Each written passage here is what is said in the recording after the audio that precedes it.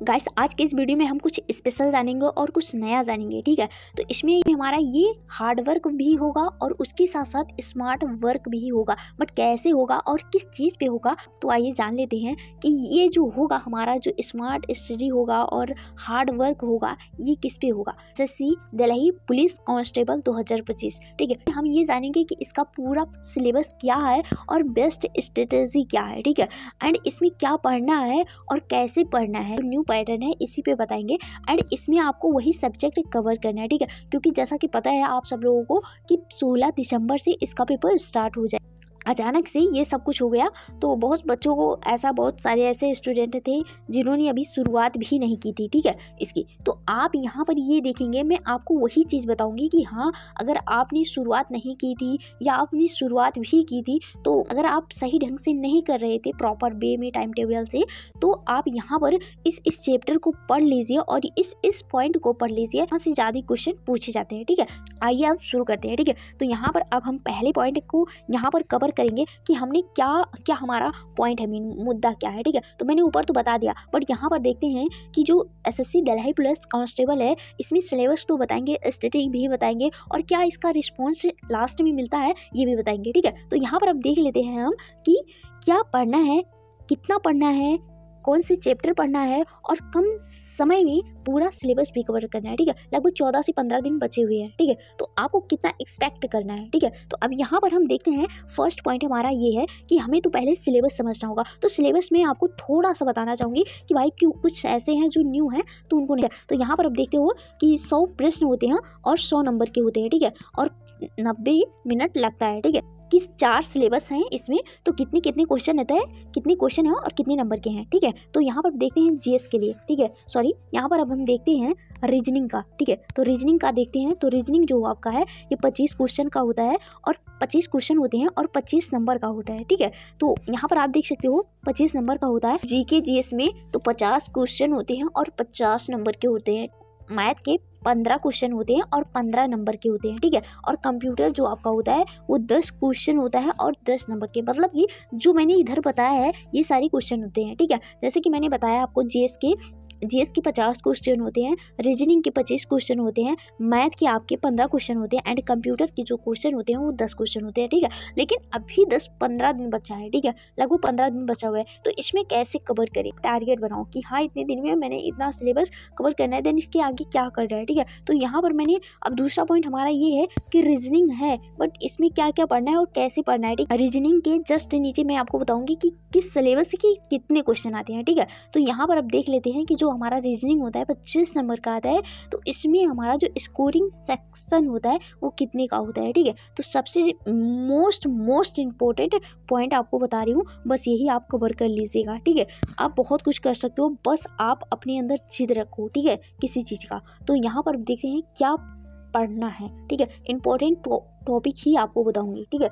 अब बहुत सारे यूट्यूब पे टीचर भी होंगे जो सोच रहे थे कि पूरा चैप्टर कवर करेंगे, बट उन्होंने जब इस डेट को सुना कि हाँ 16 दिसंबर को पेपर है तो उन्होंने जो चैप्टर होगा उसको कम कर दिया होगा और जो मोस्ट इम्पोर्टेंट होगा, ठीक है, उसको ज़्यादा कवर कर रहे होंगे। लेकिन आपको क्या करना है, कवर एनोलॉजी को कवर करना है, क्लासिफिकेशन को कवर करना है, नंबर सीरीज, अल्फ़ाबेट सीरीज को करना है, coding decoding, blood relation, direction और डिस्ट्रैक्शन को कवर करना है, सैलोजियम एंड इधर है आपके डायग्राम को चेक करना है, नॉन वर्बल रीजनिंग को करना है और पजल को करना है, ठीक है। बहुत ही आसान सिलेबस है और आप कवर कर सकते हो, अपने सिलेबस के हिसाब से करें और क्या आपका मजबूत है उस पर कम फोकस करें और जो वीक है उस पर ज़्यादा काम करें, ठीक है। क्योंकि इसमें आप देख सकते हो कि जितने क्वेश्चन हैं उतने ही नंबर आपको मिलने वाले हैं, ठीक है। अब यहाँ पर हम दूसरी बात करते हैं कि किस जो हमारा लगभग आपको चार पॉइंट बताऊंगी जिसमें लगभग 3 से 4 क्वेश्चन पूछे जाते हैं, ठीक है, उस चैप्टर से।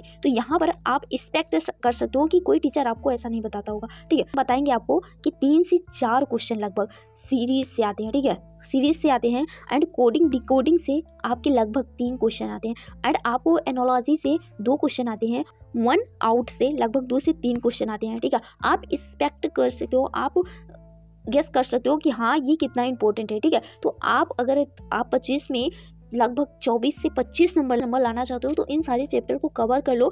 हाँ आप अपने हिसाब से इसको डिवाइड कर लें कि हाँ इतना दिन में मुझे इतना जो पॉइंट है इसे कवर करना है। 3-3 पॉइंट को लेकर चलें। जैसे कि मैं एक बता देती हूँ आपको, जैसे कि एनोलॉजी और क्लासिफिकेशन नंबर सीरीज इतना एक दिन में कवर कर लें। तो कैसे पढ़ना है, तो रोज़ाना 25 मैक्सिमम क्वेश्चन रखें और PYQ क्वेश्चन देखें।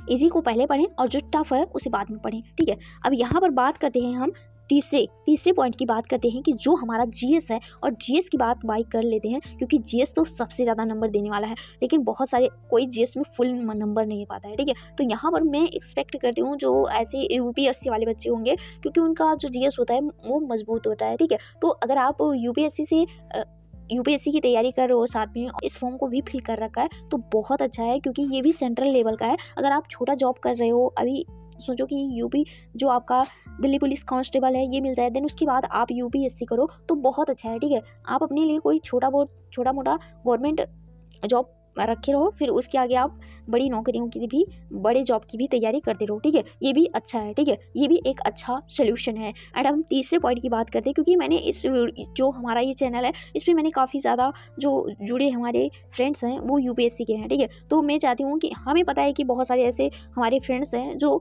हर एक एग्ज़ाम को डालते हैं, और बहुत सारे ऐसे स्टूडेंट हैं जो केवल UPSC के डालते हैं, और बहुत सारे ऐसे हैं कि जो UPSC UPPCS एंड ऐसे भी फॉर्म को डालते हैं SSC के, ठीक है। तो मैं भेदभाव नहीं करती।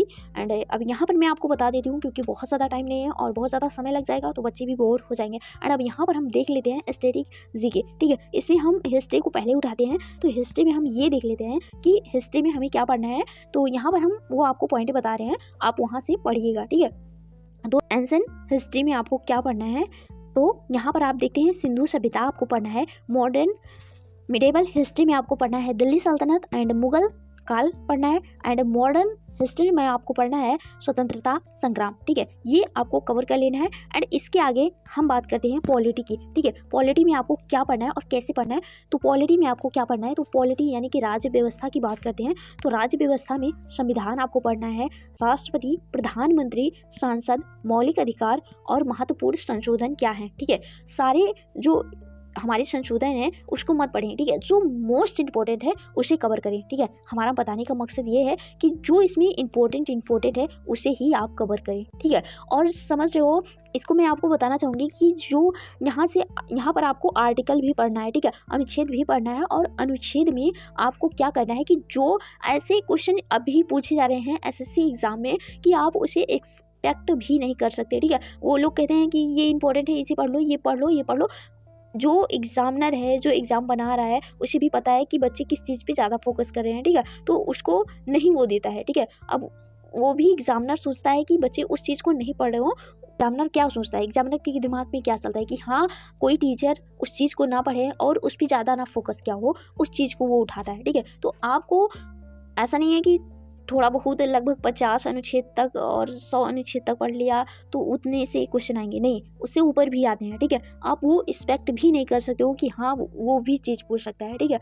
आर्टिकल ये भी पूछ सकता है, ठीक है। तो आपको अपने प्रॉपर वे में पढ़ के जाना है। जैसे देखो, संशोधन भी पढ़ने के जाना है क्योंकि इंपॉर्टेंट है, और जो आर्टिकल है ये भी इंपॉर्टेंट है। मौलिक अधिकार से भी क्वेश्चन आते हैं, संसद से भी आते हैं। इन सारी चैप्टर से बहुत ज़्यादा क्वेश्चन पूछे जाते हैं। आपकी पढ़ने की नज़रिया कैसे, आप कैसे पढ़ो, ये आपसे बेटर कोई नहीं जानता है। एंड अब आगे बात करते हैं जियोग्राफी की, ठीक है, यानी कि भूगोल के बारे में बात करते हैं। तो यहाँ पर आपको नदी के बारे में पढ़नी है, जो नदियाँ होती हैं इसके बारे, नदियों के बारे में पढ़नी है, पर्वत, महाद्वीप, जलवायु और कृषि के बारे में पढ़नी है, ठीक है। यहाँ पर आपको नदियों में जैसे कि क्या पढ़ना है, कहाँ से इसका उद्गम होता है और कहाँ ये अपना मुहावना बनाती है और किस किस राज्य से ये जाती है, ठीक है। जो ट्रेंड में हो उसे ज़्यादा फोकस करें। अब बच्चे जानते हो कहाँ पर फोकस करते हैं कि उन्हें थोड़ा नॉर्मल क्वेश्चन, बेसिक क्वेश्चन मिल जाए, फोकस करते हैं। एकदम बेसिक पे भी ना फोकस करो और ना ही ज़्यादा एकदम टफ पे भी करो, ठीक है। यहाँ पर इकोनॉमी की बात करती हूँ कि इकोनॉमी में यानी कि अर्थव्यवस्था में बात करती हूँ, तो यहाँ पर जो क्वेश्चन पूछे जाते हैं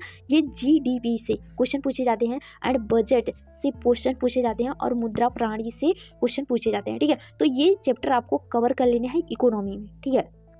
ये देखो भाई, यहाँ पर आपको करंट अफेयर से रिलेटेड भी पढ़ने होंगे, GDP, ठीक है। अब ये सब आपको पढ़ना है, मैं आपको बता रही हूँ, ठीक है। एंड यहाँ पर अब बात करते हैं कल्चर से, यानी संस्कृत। अब यहाँ पर हम कह सकते हैं कि 100% यहाँ से क्वेश्चन बनते हैं, ठीक है।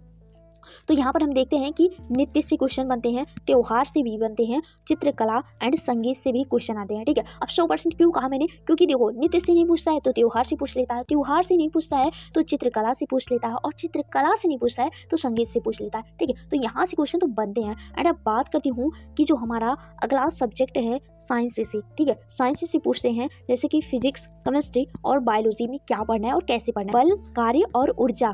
ठीक है, इसमें इस चैप्टर को कवर कर लेना है, इस पॉइंट को कवर कर लेना है। एंड बायोलॉजी में आपको पाचन, श्वसन और कोशिका, ठीक है, इस पर फोकस करना है। एंड जो हमारा केमिस्ट्री है इसमें धातु, अधातु, अम्ल, क्षार से क्वेश्चन पूछता है। ठीक है, अब यहाँ पर मैं आपको बताना चाहूँगी कि जो आपका बायोलॉजी है ये यहाँ से क्वेश्चन बनता है। और अब देखो भाई, इन सब से क्वेश्चन भी बनने लगे हैं साइंस से। ठीक है, तो इस पर भी फोकस करना है। एंड अब करंट अफेयर पे आते हैं, क्योंकि करंट अफेयर भाई बहुत ज़्यादा पूछने लगा। जहाँ तक हो सके 1 से 1.5 साल का करंट अफेयर ज़रूर आप सम्मिलित कीजिए। ठीक है, अब यहाँ पर हम बात करते हैं करंट अफेयर में नियुक्तियाँ आपको पढ़ लेना चाहिए, पुरस्कार, महत्वपूर्ण दिवस, सरकार की योजनाएं कौन कौन सी आई हैं, रक्षा अभ्यास में पढ़ना है, स्पेस मिशन और जो आपके स्पोर्ट विनर्स, ठीक है, कौन जीता है, कौन हारता है, कौन सा देश जीता है, कहाँ पर आयोजन किया जाता है, ये सब आप पढ़ लीजिए। ठीक है, अब देखो क्या होता है कि आपको स्मार्ट तरीके से पढ़ना है। ठीक है, आप समझ सकते हो कि क्या स्मार्ट तरीका होता है और क्या हार्ड वर्क होता है। ठीक है, कि हाई स्कोरिंग जो आपकी रियलिटी है वो क्या है। ठीक है, जिसमें अगर आपके लगभग 35 से 40 नंबर आ रहे हैं तो सिलेक्शन पक्का है। ठीक है, अब ये नहीं कह रही हूँ कि आपने जैसे स्टार्ट किया आपका इतना नंबर आएगा मॉक टेस्ट में या फिर कहीं भी। ठीक है, आपका लगभग 30 आ रहे हैं तब भी अच्छा है। ठीक है, उससे क्या होता है कि अगर आप सिलेबस को कवर करते हो, प्रैक्टिस करते हो, रिवीजन करते हो तो इतना नंबर आएंगे। ठीक है, तो 35 से 40 नंबर लाने की कोशिश करो। ठीक है, क्योंकि जो क्वेश्चन बनेंगे वो 50 क्वेश्चन के बनेंगे, और अगर आपने इतना नंबर नहीं लाया तो पेपर नहीं निकलेगा। ठीक है, क्योंकि कंपटीशन भी है और इतने लोग फॉर्म को फिल करते हैं, मेहनत करते हैं, और जो आपका ये एग्ज़ाम है इस पर ज़्यादा लोग फोकस करते हैं क्योंकि ये सेंट्रल लेवल का है। ठीक है, तो अगर आपका 35 से 40 क्वेश्चन आ रहे हैं तो बहुत अच्छा है, और आप इतना एक्सपेक्ट कीजिए कि हाँ उतना क्वेश्चन आए। मैथ में 15 नंबर का होता है। ठीक है, इसमें इजी लेवल बट जो आपके स्कोरिंग नंबर होते हैं, क्या पढ़ें और कौन से पॉइंट पढ़ना है आपको। ठीक है, तो इसमें मैं आपको पॉइंट बता रही हूँ, बहुत ध्यान से सुनिएगा। जैसे कि परसेंटेज पढ़ना है आपको, प्रॉफिट लॉस पढ़ना है, डिस्काउंट पढ़ना है, रेशियो पढ़ना है, एवरेज पढ़ना है, सिंपल इंटरेस्ट पढ़ना है, एंड आपको टाइम एंड वर्क पढ़ना है, टाइम डिस्ट्रैक्शन पढ़ना है, मेंसुरेशन पढ़ना है,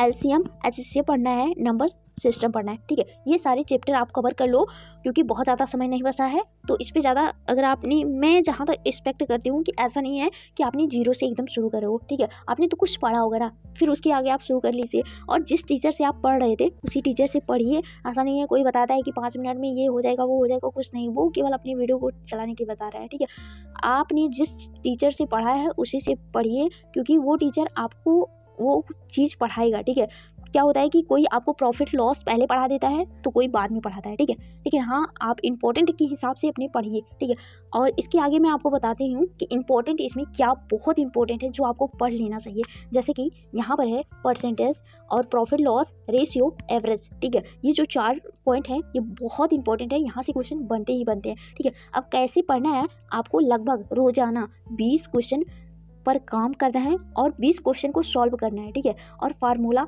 कॉपी बनाएं। ठीक है, कि क्या आपने कितना पढ़ा है कितना नहीं, इसके क्या फार्मूले हैं ये आपको खुद एक्सपेक्ट करना है। अगर आपके फार्मूले आ रहे हैं तो समझो मैथ आ रहे हैं। ठीक है, अब यहाँ पर डाउट क्या होते हैं, डाउट में ना फंसे एंड इजी वाले पहले आपको कर लेने हैं। ठीक है, जैसे क्या होता है दिमाग बोर नहीं होता है। कंप्यूटर में आपके 10 मार्क होते हैं जो कि फुल स्कोरिंग होते हैं। क्या पढ़ें, इसमें क्या पढ़ें, हमारा क्वेश्चन ये होता है। ठीक है, तो यहाँ पर आपको ये पढ़ना है, बेसिक ऑफ कंप्यूटर पढ़ना है, हार्ड वर्क एंड सॉफ्टवेयर। ठीक है, इसे पढ़ना है, MS वर्ड पढ़ना है, MS एक्सेल पढ़ना है, MS पावर पॉइंट पढ़ना है, इंटरनेट पढ़ना है, इंटर वर्किंग पढ़ना है, ईमेल पढ़ना है, इनपुट आउटपुट डिवाइस पढ़ना है। ठीक है, ये सारे चैप्टर आपको पढ़ लेने हैं, ये बहुत इंपॉर्टेंट है क्योंकि 10 क्वेश्चन आते हैं और 10 नंबर के आते हैं। आप समझ सकते हो कि कितना इंपॉर्टेंट है। ठीक है, अब यहाँ पर हम आपसे बात करते हैं कि किस पॉइंट से ज़्यादा क्वेश्चन बनते हैं। ठीक है, अब यहाँ पर देखो लगभग 2 क्वेश्चन बनते हैं शॉर्टकट की से, MS वर्ड से बनते हैं, एंड यहाँ पर बात करते हैं इंटरनेट से 2 क्वेश्चन बनते हैं, और जो आपके डिवाइस होते हैं यहाँ से 2 क्वेश्चन बनते हैं। ठीक है, ये भी आपको कवर कर लेना और ये भी मोस्ट इंपॉर्टेंट है। ठीक है, अब यहाँ पर हम बात कर, सबसे ज़रूरी हम बात करेंगे कि बच्चे फेल क्यों होते हैं। ठीक है, इसका कारण हम जान लेते हैं। अब यहाँ पर हम पहले पॉइंट की बात करते हैं कि पहला पॉइंट हमारा क्या है। सिर्फ GS पढ़ते रहते हैं, ठीक है। लेकिन ये भी नहीं है कि जीएस नहीं पढ़ना है, क्योंकि जीएस से कितने क्वेश्चन आएंगे, 50 क्वेश्चन आएंगे, ठीक है। इस पर भी केयर करना है।